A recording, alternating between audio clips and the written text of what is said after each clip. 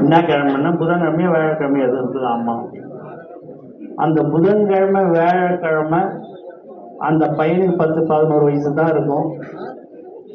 நம்ம கொடியை பிடிச்சின்னு தளபதியோடைய அந்த திரையுலக பயணத்தை முன்னிட்டு நம்ம எல்லாருமே அந்த கொண்டாடுவோம் இல்லையா, வருஷம் வருஷம்.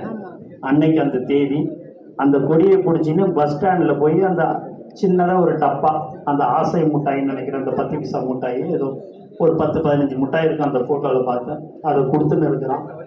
அது ஏன் அந்த நேரத்தில் கொடுக்குறான், அவன் ஏன் ஸ்கூலுக்கு போகாமல் கொடியை பிடிச்சிக்கின்னு அந்த மிட்டாயை கொடுக்குறான்.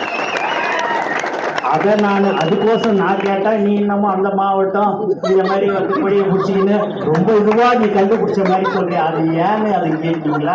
அவன் ஸ்கூலுக்கு போகாமல் அவன் நம்மளுடைய கொடியை பிடிச்சிக்கின்னு அவன் படிக்கிறத விட்டுட்டு எதுக்கு அந்த கொடியை பிடிச்சி அந்த நேரத்தில் காலையில் 10-10:15 போய் அவன் வந்து மிட்டாய் கொடுத்துருக்குறான். முதல்ல அது என்னன்னு போய் பாருங்க.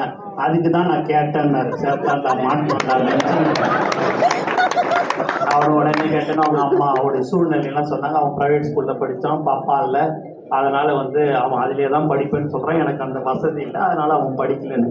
அவனை முதல்ல போயிட்டு காலேஜ் படிக்கிற வரைக்கும் அதுக்கு ஃபுல்லாக